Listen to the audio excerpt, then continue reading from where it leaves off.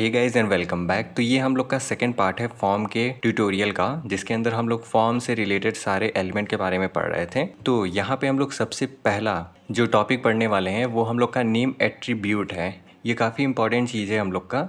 तो सबसे पहले हम लोग आज इसी से स्टार्ट करेंगे। तो यहाँ पे अगर हम लोग सबसे पहले नेम एट्रीब्यूट का डिफिनेशन पढ़ें तो यहाँ पे लिखा हुआ है कि name attribute specify the name of the field which is used when the form is submitted to identify the data. यानी कि यहाँ पे एक टर्म आया है फॉर्म इज सबमिटेड, यानी कि अब हम लोग अपने फॉर्म को सबमिट करेंगे और देखेंगे कि हम लोग का ये नेम एट्रीब्यूट कैसे वर्क करता है। तो इसके लिए मैंने यहाँ पे एक कोड लिखा हुआ है, जिसके अंदर सबसे पहले मैंने एक फॉर्म को क्रिएट किया हुआ है, यानी कि ये हम लोगों का कंटेनर है, जिसके अंदर हम लोग के फॉर्म से रिलेटेड एलिमेंट हैं, जिसके अंदर हम लोगों ने इनपुट एलिमेंट एक क्रिएट किया हुआ है, जिसकी टाइप हम लोग टेक्स्ट लिखे हुए हैं। तो ये हम लोग के लिए एक टेक्स्ट टाइप का इनपुट क्रिएट कर देगा। ठीक, उसके बाद हम लोगों ने यहाँ पे एक प्लेस होल्डर यूज़ किया हुआ है, इंटर योर नेम, यानी कि यहाँ पे सबसे पहले इंटर योर नेम शो करके आएगा हम लोग को। ठीक, उसके बाद हम लोगों ने एक नेम एट्रीब्यूट यूज़ किया हुआ है, जिसके अंदर हम लोगों ने यूज़र नेम लिखा हुआ है। तो इसको भी कोड में हम लोग लिखेंगे। और सेकंड हम लोग एक और इनपुट क्रिएट किए हुए हैं, जिसकी टाइप हम लोगों ने सबमिट रख दी हुई है। तो ये हम लोगों के लिए एक बटन क्रिएट कर देगा, जिसके अंदर सबमिट होगा। ठीक है, तो चलिए अब इसको VS कोड के अंदर देखते हैं। तो यहाँ पर मैं क्या करता हूँ, मैं सबसे पहले अपने बॉडी के अंदर आता हूँ और यहाँ पे एक फॉर्म क्रिएट करता हूँ। ठीक, और फॉर्म से अभी करंट में मैं एक्शन को अगेन मैं सेंड में ही लिख देता हूँ, जैसे हम लोगों ने पिछले वीडियो के अंदर किया था। और अपने इस फॉर्म के अंदर सबसे पहले मैं एक इनपुट फील्ड क्रिएट करता हूँ, जिसकी टाइप हम लोग की टेक्स्ट हो गई, और जिसके अंदर हम लोग सबसे पहले प्लेस होल्डर का यूज़ करते हैं, इंटर योर नेम। ठीक, अब हम लोग क्या करते हैं, यहाँ पे एक और मैं इनपुट फील्ड क्रिएट करता हूँ, जिसकी टाइप मैं सबमिट रख देता हूँ। सेव करते हैं इसको। तो यहाँ पे हम लोग का एक सबमिट आ गया। अभी हम लोगों ने यहाँ पे नेम एट्रीब्यूट का यूज़ नहीं किया हुआ है, तो सबसे पहले हम लोग यहाँ पे कुछ टाइप करके देखते हैं। तो यहाँ पे मैं लिख देता हूँ 777 एकेडमी, और यहाँ से मैं सबमिट पे क्लिक करता हूँ। ठीक, तो ये क्या करेगा, ये हम लोग के इस पर्टिकुलर एड्रेस पे जाएगा, और इस पर्टिकुलर एड्रेस पे आने के बाद यहाँ पे क्वेश्चन मार्क का एक मार्क हम लोग को दिख रहा है। ठीक है, बट हम लोग को और कुछ यहाँ पे नहीं दिख रहा है। ठीक, जैसे ही हम लोगों ने सबमिट किया, क्योंकि ये एड्रेस हम लोगों ने अभी क्रिएट ही नहीं किया हुआ है, इसलिए यहाँ पे कैन नॉट गेट दिखा रहा है। ठीक, अगेन हम लोग बैक आते हैं। अब हम लोग क्या करते हैं, यहाँ पे एक नेम एट्रीब्यूट क्रिएट कर लेते हैं। तो मैं यहाँ पे नेम लिखता हूँ और यहाँ पे अंदर में यूज़र नेम लिख देता हूँ। ठीक है, सेव करते हैं इसको। अगेन मैं यहाँ पे आकर के नेम लिख देता हूँ 777 एकेडमी, और अब मैं यहाँ पे सबमिट पे क्लिक करता हूँ। तो ये देखिए, यहाँ पे अगर आप URL को थोड़ा सा विजुलाइज़ करो तो यहाँ पे हम लोगों का ये नया चीज़ ऐड हो गया। तो ये ऐड कैसे हुआ, ये हम लोग के नेम एट्रीब्यूट की हेल्प से हुआ। यानी कि अगेन हम लोग अगर अपने इसको देखें तो यहाँ पे लिखा हुआ है कि name attribute specify the name of the field, यानी कि इस नेम एट्रीब्यूट की हेल्प से हम लोगों ने जो एक इनपुट क्रिएट किया था, ये हम लोग का एक फील्ड क्रिएट हुआ है, इसको हम लोगों ने एक नेम दे दिया, जिसका नाम यूज़र नेम हो गया। ठीक, अब जो ये यूज़र नेम है, इसकी हेल्प से क्या होगा कि हम लोग आइडेंटिफाई कर पाएंगे अपने डेटा को जब हम लोग सबमिट करेंगे। यानी कि अपने इस इनपुट फील्ड के अंदर हम लोग जो भी डेटा टाइप करेंगे, उसको हम लोग जैसे ही सबमिट करेंगे, उस डेटा को हम लोग आइडेंटिफाई कर लेंगे अपने यूज़र नेम के साथ।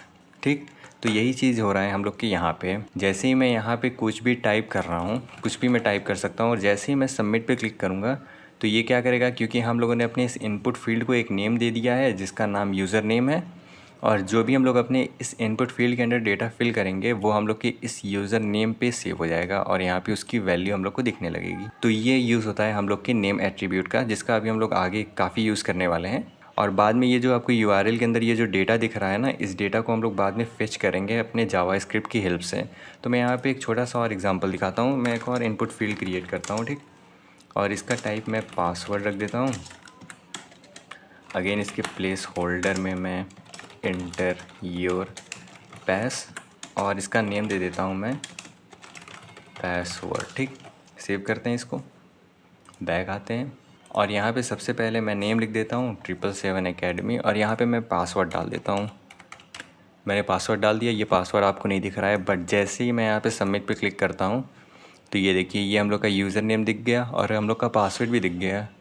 तो ये होता है प्रॉब्लम हम लोग की URL पे डेटा को सेंड करने का, क्योंकि अगर इसके अंदर हम लोग कुछ भी अपने क्रेडेंशियल डेटा को शेयर करेंगे तो वो विजुअल हो सकता है, वो कैश के अंदर हम लोग का स्टोर हो सकता है। बाकी के लिए अभी हम लोग ऐसे ही यूज़ करेंगे, ठीक। तो अब हम लोग अपने नेक्स्ट टॉपिक पे आते हैं, जो कि है हम लोग का टेक्स्ट एरिया एलिमेंट। तो टेक्स्ट एरिया एलिमेंट जैसे कि आप नाम से पढ़ सकते हो, इसकी हेल्प से हम लोग टेक्स्ट को इनपुट लेंगे, ठीक। बट अगर हम लोग यहाँ पे टेक्स्ट एरिया का थोड़ा सा डेफिनेशन पढ़ें तो यहाँ पे लिखा हुआ है कि text area HTML element represent a multi line plain text for a comment और अ रिव्यू और अ फीडबैक फॉर्म। यानी कि टेक्स्ट एरिया की हेल्प से हम लोग कमेंट को ले सकते हैं, किसी की रिव्यू को ले सकते हैं, किसी की फीडबैक को ले सकते हैं। तो टेक्स्ट एरिया को कैसे क्रिएट करते हैं हम लोग, यहाँ पे एक अगेन हम लोग फॉर्म क्रिएट करेंगे, क्योंकि हम लोग का जो टेक्स्ट एरिया है वो एक फॉर्म के अंदर हम लोग क्रिएट कर रहे हैं, ठीक। उसके बाद हम लोग अपने टेक्स्ट एरिया का एलिमेंट क्रिएट कर देंगे। अब यहाँ पे हम लोग के पास एक टेक्स्ट एरिया का ओपनिंग टैग है और एक क्लोजिंग टैग है। तो अगर हम लोग के पास एक ओपनिंग और एक क्लोजिंग टैग होता है तो उसके बीच में हम लोग कुछ लिखते हैं। तो यहाँ पे भी हम लोग कुछ भी लिख सकते हैं, जैसे मैं यहाँ पे लिख सकता हूँ एंटर योर टेक्स्ट, ठीक। बट जो हम लोग यहाँ पे सेंटर में चीज़ को लिखे हैं, इससे पता है प्रॉब्लम क्या होती है, चलिए उसको देखते हैं। तो यहाँ पे मैं क्या करता हूँ, मैं यहाँ से अपने इस वाले को रिमूव करता हूँ और यहाँ पे मैं एक टेक्स्ट एरिया क्रिएट करता हूँ और इसके अंदर काफ़ी ढेर सारे हम लोग के एट्रीब्यूट आ गए। तो करंट में मैं सारे एट्रीब्यूट को रिमूव करता हूँ, ठीक है। मैं इसको सेव करता हूँ। तो यहाँ पे आप देखो हम लोग के लिए एक टेक्स्ट एरिया क्रिएट हो गया, जो कि हम लोग के मल्टीपल लाइन है। अगर मैं यहाँ पे कुछ भी लिखूँ तो ये हम लोग के मल्टीपल लाइन पे आएगा। देख रहे हो आप, ये ग्रो होता जा रहा है, ठीक। मैं इसको कितना भी चाहूँ मैं लिख सकता हूँ और बाद में मैं इसको चेंज भी कर सकता हूँ। अगर मुझे मन हो तो मैं इसको रिसाइज़ भी कर सकता हूँ। तो कुछ इस तरह हम लोग multiple line text area create करते हैं। अब ये जो हम लोग का टेक्स्ट एरिया है और यहाँ पे जो हम लोगों ने एक input type text area create किया हुआ है, ये इन दोनों के बीच में डिफरेंस क्या है? डिफरेंस बहुत सिंपल है। ये हम लोग का मल्टीपल लाइन है बट ये हम लोग का सिंगल लाइन है। यानी कि इसके अंदर हम लोग कुछ भी लिखेंगे तो ये हम लोग के सिंगल लाइन में ही आएगा, मल्टीपल लाइन पे ये ग्रो नहीं होगा। बट ये वाला हम लोग का मल्टीपल लाइन जाता है। एग्जांपल के लिए अगर मैं चैट GPT वेबसाइट को ओपन करूं तो यहाँ पे आपको जो ये प्रॉम्प्ट के लिए एक टेक्स्ट एरिया दिख रहा है, ये हम लोग के टेक्स्ट एरिया पे ही क्रिएट हुआ है। यानी कि अगर मैं यहाँ पे कुछ भी टाइप करूँ तो ये देखिए ये हम लोग का ग्रो हो रहा है। और अगेन अगर मैं इसको इंस्पेक्ट करके भी दिखाऊँ आपको तो मैं क्या करता हूँ, इंस्पेक्ट करता हूँ यहाँ से पेन टूल से अपने इस वाले को इंस्पेक्ट करता हूँ। अपने इस डिव को अगर मैं ओपन करूँ तो ये देखिए ये रहा हम लोग का एक टेक्स्ट एरिया जिसके अंदर हम लोग टाइप कर पा रहे हैं और ये हम लोग का ग्रो हो रहा है, ठीक। तो ये एक रियल लाइफ एग्जांपल है हम लोग का कि हम लोग टेक्स्ट एरिया का कहाँ पे यूज़ करते हैं। अब जो ये टेक्स्ट एरिया है, अगर सपोज़ दैट मैं अगेन इसको रिफ़्रेश करता हूँ तो यहाँ पे ये हम लोग का एक डिफ़ॉल्ट साइज़ है। सबसे पहले मैं क्या करता हूँ, मैं इसको एक नेक्स्ट लाइन में लाता हूँ वी आर टैग की हेल्प से। तो ये हम लोग के नेक्स्ट लाइन पे आ गया। अब मैंने आपको बताया था कि ये हम लोग का टेक्स्ट एरिया का एक ओपनिंग टैग है, ये हम लोग का एक क्लोजिंग टैग है। यानी कि बीच में हम लोग कुछ टाइप कर सकते हैं, हम लोग बिल्कुल कर सकते हैं। यहाँ पे मैं अगर लिख दूँ इंटर योर रिव्यू, इसको अब मैं सेव करता हूँ तो ये देखिए ये हम लोग का एक प्लेस होल्डर की तरह दिख रहा है, बट ये हम लोग का एक प्लेस होल्डर नहीं है। एग्जांपल के लिए मैं अगर यहाँ पे क्लिक करता हूँ और यहाँ पे मैं कुछ भी टाइप करता हूँ तो ये देखिए हम लोग का ये जो पुराना टेक्स्ट था जिसके अंदर एंटर योर रिव्यू लिखा हुआ है वो रिमूव नहीं हुआ। इसलिए हम लोग यहाँ पे कोई भी चीज़ का यूज़ नहीं करते हैं, हम लोग डायरेक्टली यहाँ पे प्लेस होल्डर का यूज़ कर लेंगे और यहाँ पे लिख देंगे एंटर योर रिव्यू, ताकि ये हम लोग के यूज़र फ्रेंडली हो सके। अब अगर मैं यहाँ पे कुछ भी टाइप करना स्टार्ट कर दूँ तो हम लोग का जो प्लेस होल्डर है वो रिमूव हो जाएगा ऑटो। तो ये काफ़ी यूज़र फ्रेंडली है हम लोग का, ठीक। अब हम लोग को लेट सपोज दैट कि अपने इस टेक्स्ट एरिया के साइज़ को थोड़ा सा चेंज करना है, तो उसके लिए हम लोग क्या करेंगे, तो उसके लिए हम लोग के पास यहाँ पे रोज़ और कॉलम एट्रीब्यूट्स होते हैं। हम लोगों ने प्लेस होल्डर ऑलरेडी देख रखा है। तो यहाँ पे मैंने क्या किया है, अपने टेक्स्ट एरिया के अंदर सबसे पहले रोज़ को मैंने 5 कर दिया और कॉलम्स को मैंने 33 कर दिया। तो ये जो हम लोग का एक डिफ़ॉल्ट रो का साइज़ होगा वो हम लोगों का चेंज हो जाएगा, ठीक। तो चलिए इसको करके देखते हैं अपने। तो मैं यहाँ पे क्या करता हूँ, मैं करंट में अपने प्लेस होल्डर के पहले यहाँ पे रोज़ इक्वल 5 कर देता हूँ और मैं यहाँ पे कॉलम्स 33 कर देता हूँ। अब मैं इसको सेव करता हूँ तो ये देखिए ये हम लोगों का जो बॉक्स है, जो टेक्स्ट एरिया है, उसका साइज़ हम लोग का चेंज हो गया। अगर मैं इसको 103 कर दूँ, अब मैं इसको सेव करूँ तो ये देखिए काफ़ी बड़ा हो गया हम लोग का, बट ये हम लोग के कॉलम में ग्रो हो रहा है। तो मैं क्या करता हूँ, मैं इसको रोज़ में ग्रो करता हूँ। सेव करते हैं इसको तो ये देखिए हम लोग के ये रोज़ में ग्रो हो गया। तो एज़ यूजुअल जितना बड़ा आपको कोई टेक्स्ट एरिया चाहिए होगा आप उतना बड़ा क्रिएट कर सकते हैं।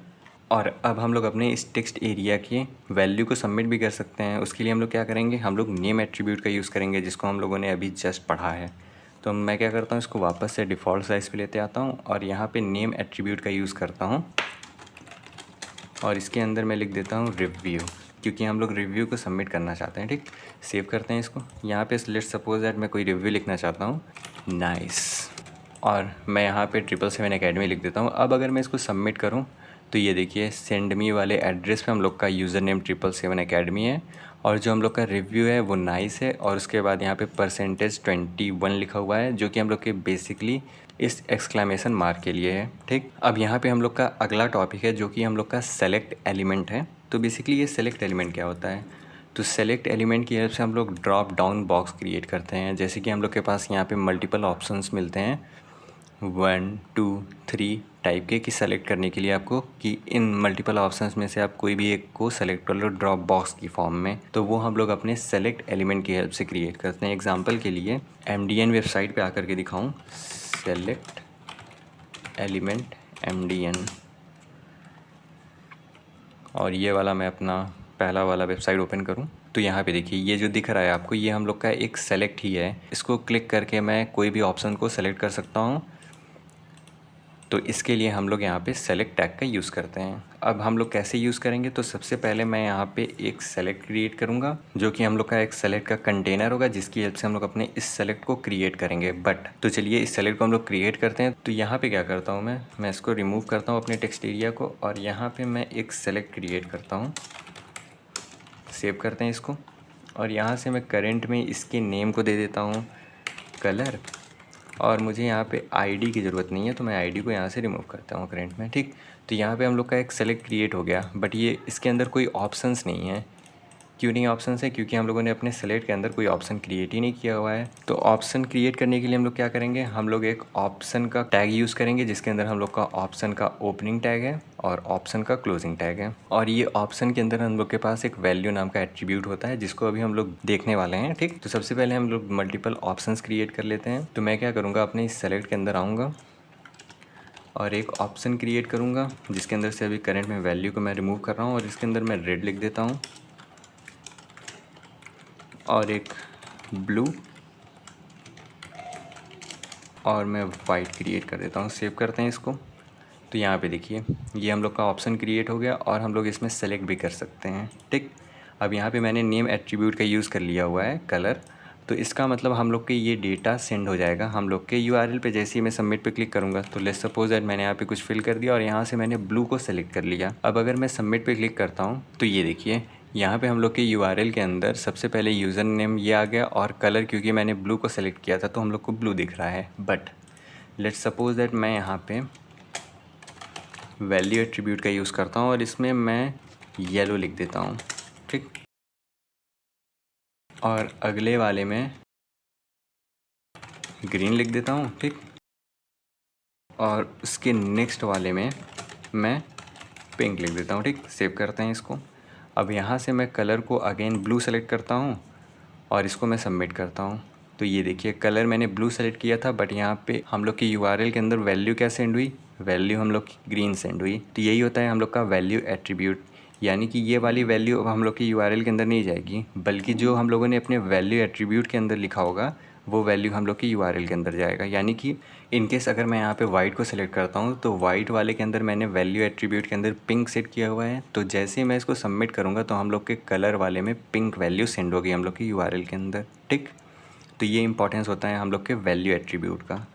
अब इन केस मैं चाहता हूँ कि यहाँ पे बाय डिफ़ॉल्ट हम लोग का ब्लू वाला सेलेक्टेड रहे, सबसे पहले मैं इसको चेंज कर देता हूँ अगेन एंड देन वाइट, ताकि यहाँ पे जो वैल्यू दिख रहा है वही वैल्यू हम लोग के यहाँ पे सेंड हो URL के अंदर। ठीक, अब लेट्स सपोज दैट मैं चाहता हूँ यहाँ पे हम लोग का ब्लू डिफ़ॉल्ट में सेलेक्टेड रहे, यानी कि जैसे ही मैं अपने पेज को रिफ़्रेश करूँ तो यहाँ पे जो रेड दिख रहा है रेड की जगह हम लोग को ब्लू दिखे। तो मैं यहाँ पे क्या करूँगा, यहाँ पे मैं सेलेक्टेड एट्रीब्यूट का यूज़ करूँगा। अब अगर मैं इसको सेव करूँ तो ये देखिए बाय डिफ़ॉल्ट हम लोग का ब्लू सेलेक्ट आ रहा है। अगेन अगर मैं इसको रिफ़्रेश करता हूँ तो हम लोग का ब्लू ही सेलेक्टेड आएगा। ठीक, तो ये होता है हम लोग का ड्रॉप बॉक्स। अब जो हम लोग का अगला एलिमेंट है वो हम लोग का रेंज एलिमेंट है, यानी कि अब हम लोग रेंज यानी कि स्लाइडर क्रिएट करेंगे, स्लाइडर इनपुट क्रिएट करेंगे। तो बेसिकली स्लाइडर इनपुट क्या होता है, लेट्स सपोज दैट मैंने यहाँ पे अपने विंडोज़ के अंदर यहाँ पे आपको दो बटन्स दिख रहे हैं, दो स्लाइडर्स दिख रहे हैं एक्चुअल में, एक वॉल्यूम का स्लाइडर है, एक ब्राइटनेस का स्लाइडर है।